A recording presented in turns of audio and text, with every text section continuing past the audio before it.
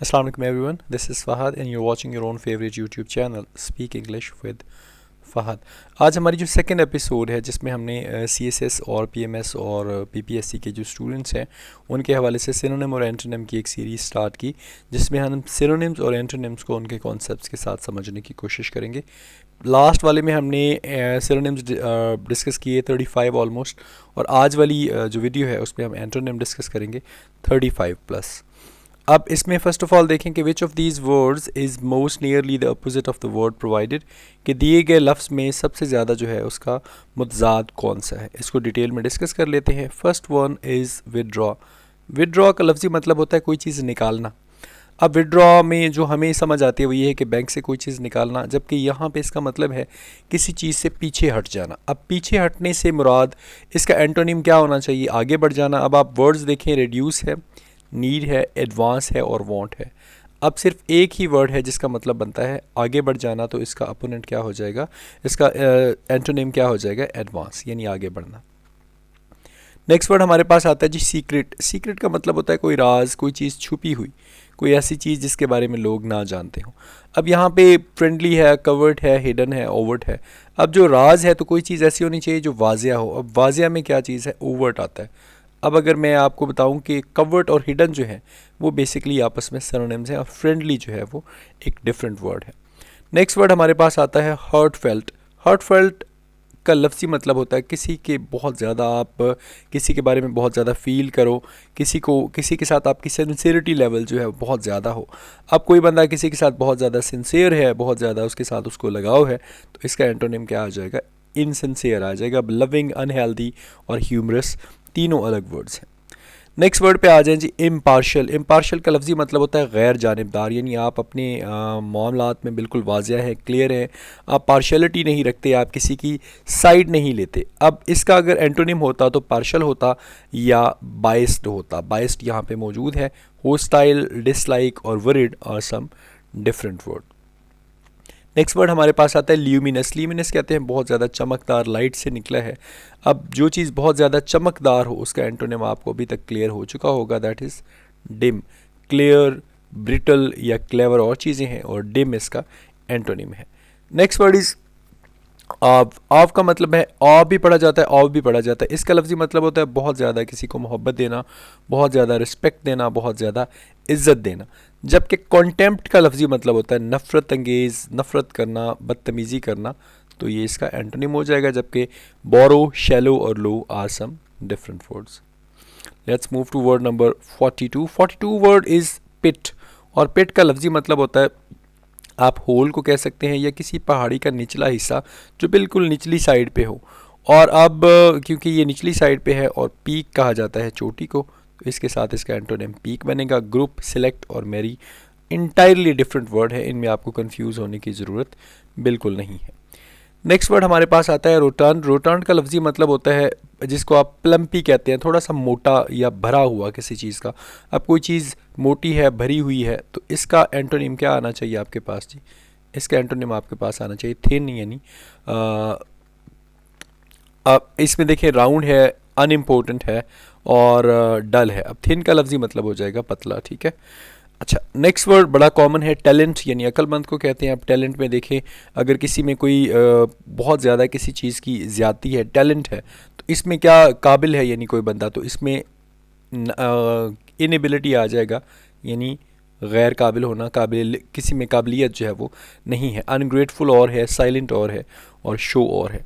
Next word हमारे पास आता है कॉमन। कॉमन कहते हैं आम को, बड़ी कॉमन सी चीज़ है जी। अब यहाँ पे कॉमन है तो इसका क्या होना चाहिए? स्ट्रेंज होना चाहिए, यानी एक चीज़ आम है, एक चीज़ बड़ी अजीब है। अनईजी, क्विक और फास्ट जो है ये डिफरेंट वर्ड हैं।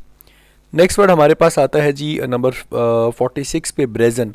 और ब्रेजन का मतलब होता है जी बहुत ही, जिसको आप मुंह फट कहते हैं, या बहुत ही आउटस्पोकन जिसको आप कह सकते हैं, बहुत ज़्यादा बोलने वाला बंदा। अब इसका जो एंटोनिम है वो बैशफुल है, और बैशफुल का लफ्ज़ी मतलब होता है बहुत ज़्यादा शर्मीला, शाय, जिसको आप कह सकते हैं कोई बंदा बात ही नहीं करता, बड़ा टिमिड सा है। बॉयस्टीरियस, नॉइजी और heated are different words. Next word है एक्सपेक्ट। एक्सपेक्ट का मतलब है उम्मीद करना। अब जब एक्सपेक्ट आ जाता है उम्मीद, और उम्मीद का एंटोनिम क्या होता है जी? मायूसी। और मायूसी क्या चीज़ है? डेस्पेयर है। अब इसमें लोथ है, अटेंड है और रिग्रेट है। These are the different words. अच्छा, नंबर 48 पे आ जाएं। 48 पे हमारे पास आता है मेलोड्रस। और मेलोड्रस का लफ्ज़ी मतलब होता है जिसको आप कहते हैं कि बदबूदार। ठीक है, अब कोई चीज़ स्मेली है, बदबूदार है, तो उसका हमारे पास क्या आ जाएगा? फ्रेगरेंट आ जाएगा। फ्रेगरेंट का मतलब क्या होता है? खुशबूदार या खुशबू, अच्छी स्मेल। ये पंजेंट जो है ये इसका सिनोनिम है। ठीक है, और एक्रीड इसको कहते हैं तीखा, ये भी तकरीबन इसका सिनोनिम बनता है, जबकि डिलीशियस डिफरेंट है। नेक्स्ट वर्ड हमारे पास आता है जी एक्सपाउंड। और एक्सपाउंड का लफ्ज़ी मतलब है आपने किसी को क्या कर दिया जी? आप समझ लें कि आपने कोई चीज़ जो है किसी को बहुत ज़्यादा वाज़िया कर दी है, एक्सप्लेन कर दिया है, तो आपने उसको एक्सपाउंड किया। तो अब अगर आप किसी को वाज़िया नहीं कर पाए तो आपने उसको क्या कर दिया जी? आपने उसको कंफ्यूज कर दिया। तो कंफ्यूज इसका क्या हो जाएगा? एंटोनिम हो जाएगा। बेस्मेज, कन्फाइन और कॉन्डेम आर डिफरेंट वर्ड।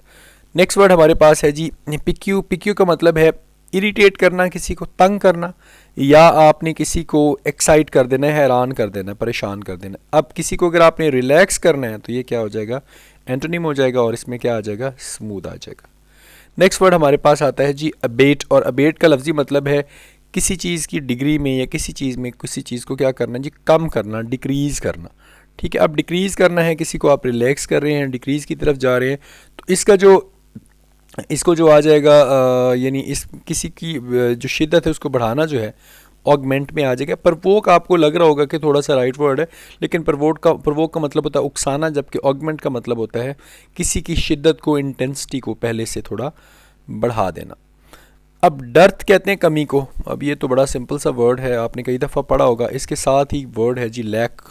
ये क्या चीज़ है जी? लैक, इसका कमी होना। ठीक है, अबंडेंस जो है इसका राइट वर्ड है। ठीक है, अबंडेंस का मतलब ज़्यादती, लैक इसका सिनोनिम है, ये वाला इसका सिनोनिम है। जबकि पावर्टी गुर्बत में आता है और फ़ौरन भी इसी तरह में है, लेकिन इसका जो सिनोनिम एंटोनिम है, सॉरी मैंने पहले गलत लाइन लगा दी सिनोनिम पे, ये एंटोनिम इसका क्या बनेगा जी? अबंडेंस बनेगा। नेक्स्ट वर्ड हमारे पास आता है जी पीक्ड। और पीक्ड का मतलब है जर्द होना या वेन होना या अनक्लियर होना, या यानी आप थोड़े से परेशान नज़र आ रहे हैं, तो इसके साथ आप इसका जो एंटोनिम लगाएंगे वो क्या लगाएंगे? आप रेडी लगाएंगे। रेडी का मतलब होता है बिल्कुल आप जनाब चमक रहे हैं, आप दहक रहे हैं, और आप रेड कम्प्लेक्शन वाला आपका कलर है, तो ये इसका एंटोनिम हो जाएगा। Let's move to word number 54 and word number 54 is average. Average का लफ्ज़ी मतलब होता है, ये पहला ही इसका मतलब है एवरेज। ये दोनों आपस में क्या है? ये दोनों आपस में सिनोनिम है, यानी किसी चीज़ को शॉर्टन करना, छोटा करना, ये सिनोनिम है। अब ये किसी चीज़ को छोटा करना है तो इसका एंटोनिम क्या हो जाएगा? किसी चीज़ को बढ़ाना, यानी एक्सटेंड आ जाएगा। नेक्स्ट वर्ड हमारे पास आता है किंडल। किंडल का लफ्ज़ी मतलब है स्टार्ट करना, यानी बर्निंग स्टार्ट करना, किसी चीज़ को शोला लगाना, किसी चीज़ को शुरू करना। अब ये अगर शुरू करने के मीनिंग्स में ये आता है तो इसमें हम आ जाएंगे कि ये आपने ये बढ़ाने की कोशिश की और दूसरे बंदे ने मामला जो हैं वो घटाने की कोशिश की, स्मूथ करने की कोशिश की, स्मूदर करने की कोशिश की, तो ये हमारे पास क्या आ जाएगा? स्मूदर आ जाएगा। नेक्स्ट वर्ड हमारे पास आता है जी वर्ड नंबर 56 मीगर। मीगर के लफ्ज़ी मतलब होते हैं क्वांटिटी या क्वालिटी में कमी करना। ठीक है, और कॉपियस का मतलब क्या होता है? क्वांटिटी या क्वालिटी में ज़्यादती करना, तो ये इसका क्या हो जाएगा? एंटोनिम आ जाएगा। काइंड, गॉर्जियस, जेनरस और थॉटफुल बिल्कुल डिफरेंट वर्ड है। उसके बाद वर्ड नंबर 7 फिलिस्टीन आता है। फिलिस्टीन का मतलब है आपने किसी भी इंसान को उसकी जो करैक्टर है उससे हट के उसकी दूसरी खूबियों के बिना पे उसको जो है आपने प्रेज़ करना है या आपने उसकी तारीफ़ें करनी है, यानी उसकी अकल जो है उसके ऊपर आपने नहीं जाना, बल्कि उसके ज़ाहिरी जो दिखावा है उसके अकॉर्डिंग चलना है। तो इसका एंटोनिम क्या हो जाएगा? इंटेलेक्चुअल आ जाएगा, यानी किसी की अकल के मुताबिक जाके किसी की सोच समझ काबिलियत पे किसी की तारीफ़ करना जो है इंटेलेक्चुअल तौर पे आ जाएगा। और फिलिस्टीन का मतलब इससे हट के करना होगा। नोवाइस, पायस और डिब्यूटेंट जो है वो डिफरेंट वर्ड है। 58 पे आ जाते हैं जी जीनथ। जीनत आता है। जीनत का मतलब होता है इंतहाई ऊपर वाला हिस्सा, किसी भी चीज़ का इंतहाई ऊपर वाला हिस्सा, और इसका नेगेटिव आ जाएगा नैडर। नैडर का मतलब होता है निचला हिस्सा। वर्स्ट, एपेक्स और past are different words. 59 number पे आता है हमारे पास जर्मेन। जर्मेन का मतलब होता है अप्रोप्रिएट, यानी किसी चीज़ के बिल्कुल मुताबिक होना, मुनासिब होना, रेलिवेंट होना।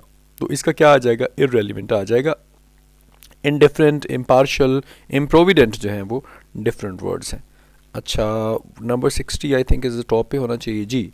नंबर 60 हमारे पास आता है जी इरेसिबल। इरेसिबल का मतलब है एंगर्ड, बहुत ज़्यादा गुस्से में होना, ठीक है, बहुत ज़्यादा जारहाना होना, एग्जैस्परेटिंग होना, एंग्री होना। तो इसका क्या आ जाएगा हमारे पास, प्लेसिड, यानी पुरस्कून, काम, बिल्कुल कोई गुस्सा नहीं है, रिलैक्स है।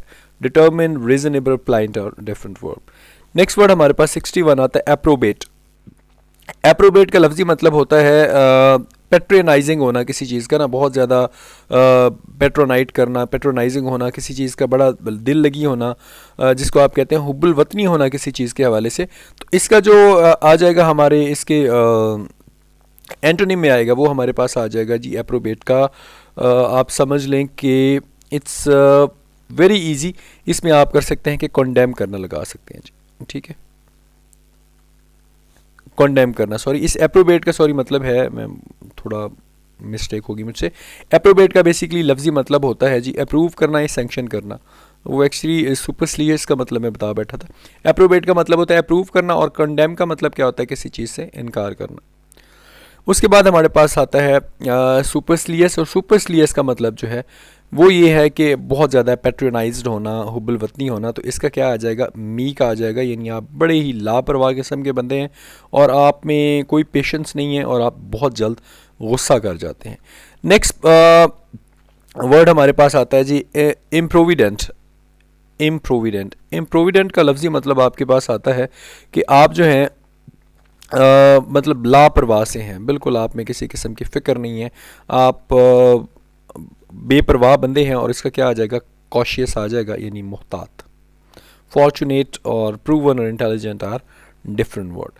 नंबर 64 पे अगर जाएं तो वर्ड आता है डिमर, और डिमर का मतलब आता है डिले करना, यानी लेट करना, किसी चीज़ को देरी कर देना किसी चीज़ में, या आप किसी चीज़ से हेजिटेट कर रहे हैं।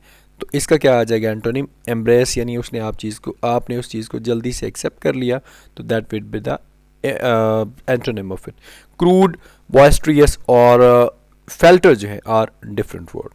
नेक्स्ट वर्ड नंबर 65 हमारे पास आता है फेचुअस, या इसको फेटुअस भी पढ़ा जा सकता है। फेचुअस या फेटुअस के लफ्जी मतलब होते हैं बहुत ज़्यादा जो है फुलिश होना, यानी आप बेवकूफ़ हैं, आप अकल से पैदल हैं, तो फेटुअस हो जाएगा।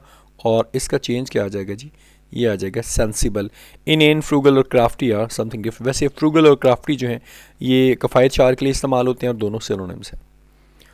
वर्ड नंबर 66 पे अगर मैं जाऊँ तो sorry ji, word number 66 is question, और क्वेश्चन का लफ्जी मतलब हमारे पास है जी इनएक्टिविटी होना या इनएक्टिव होना किसी भी किस्म के रिस्पॉन्स में जो है, मतलब आप थोड़े से सुस्त हैं, थोड़े से आप कह सकते हैं कि काहिल हैं। तो इसका चेंज क्या आ जाएगा, एक्टिव आ जाएगा। लैकेडासिकल, डल और प्रेसियंट डिफरेंट हैं। डल जो है वो इसका सिनोनिम है। उसके बाद हमारे पास आता है सार्टोरियल। सार्टोरियल के लफ्जी मतलब हमारे पास हैं जी रिलेटिंग टू टेलर्ड ग्रोथ, यानी जो किसी के सिले हुए कपड़े हैं उनके साथ जो आप हैं, आप उसके साथ उसका आप उसको कह सकते हैं कि ताल्लुक़ करें। और उसके साथ हमारे पास क्या आएगा, हमारे पास आ जाएगा होमस्पन। होमस्पन का मतलब क्या होता है जी, घर की चीज़ बनी, होमस्पन, ठीक है। अब ये टेलर के साथ आ जाएगा, यानी आपने बाहर से कोई चीज़ बनवाई है सार्टोरियल, और ये आपने होमस्पन है, मतलब आपने कोई चीज़ घर पे ही तैयार की है। नेक्स्ट वर्ड हमारे पास 68 आएगा सेपियंट, और सेपियंट का लफ्जी मतलब हमारे पास क्या है जी, पोजेस करना, कि बहुत ज़्यादा समझदारी है, बहुत ज़्यादा अक्लमंदी है। कि कोई बंदा कहता है कि मैं बहुत ज़्यादा अक्लमंदी का हामिल हूँ, तो वो ख़ुद को क्या कहेगा, सेपियंट कहेगा, ठीक है।